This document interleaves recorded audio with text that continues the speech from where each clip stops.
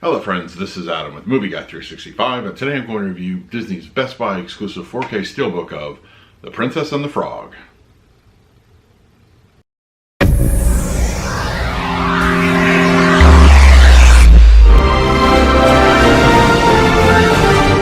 Channel, please hit the like button, subscribe, hit that bell notification. I put out videos every single day. You can also find me over Twitter and Instagram at Movie Guy 365, as well as over at the Disney Magic Hour podcast. I will leave a link for that in the description.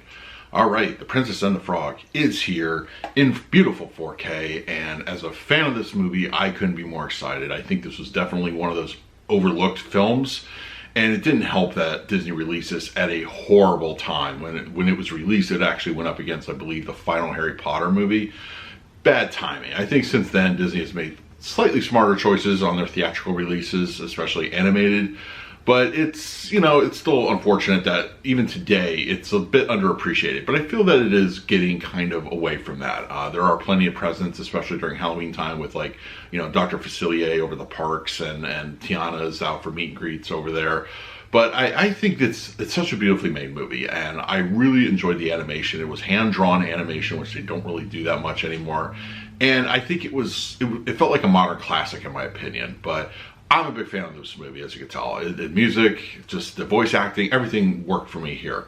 So let's take a quick unboxing, and then we'll talk about the picture quality and the audio. Okay, Princess and the Frog.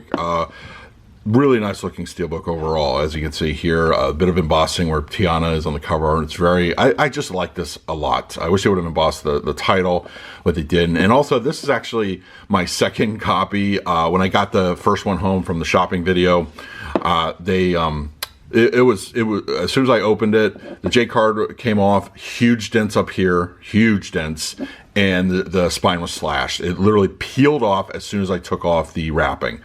Oh man, that was terrible. So I waited a few days, or I was able to get a copy and then finally be able to do a review. But yeah, this one turned out much better. Really nice looking rear cover here. We do have Ray just kind of chilling out there. And I love the setting sunset over New Orleans here. I think it's a beautiful looking picture. Here we go with the spine. And then of course we have the interior, which, standard Disney, they like to do some artwork. I mean, we're paying a premium, so why not? Yeah, really nice looking image there.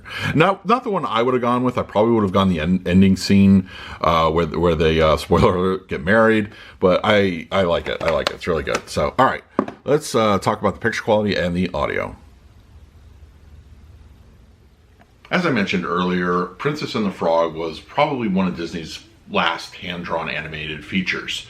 And if you put it up against today, like the today animation such as Frozen and stuff, I feel that a lot of modern animation almost looks too similar to what Pixar does. It's very computer drawn, so you can definitely tell, that there is some similarities between that and what, where Pixar is fully computer driven, and they always have been. I feel the animation side today, especially, with the things looking photorealistic as they do, they really kind of look too similar in my opinion. There's a lot of times I'm like, I get asked wondering about this all the time. It's like, Brave, for instance, was done by Pixar, but a lot of people think it's a Disney animated movie, and that's because they look too similar. So why I love The Princess and the Frog so much is there's no mistake. This is hand-drawn animation, 100%. And the 4K HDR Disney has provided us just further enhances it greatly. There's so many good effects with this. Ray the Fire and the Fireflies make good use of the contrast against nighttime sky and this desert swamp. The ending sequence all around looks phenomenal. I mean, that is a showstopper right there. It looks beautiful.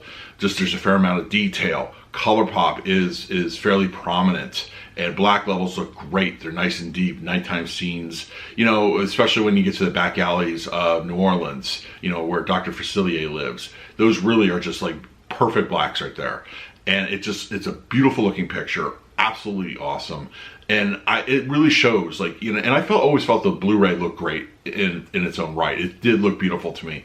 But I think that HDR really gives you that extra benefit that you're looking for, and just the added oomph to your overall picture. I can't recommend it enough. For hand-drawn animation, this is a stunner. It looks beautiful. Disney did a great job putting this on 4K.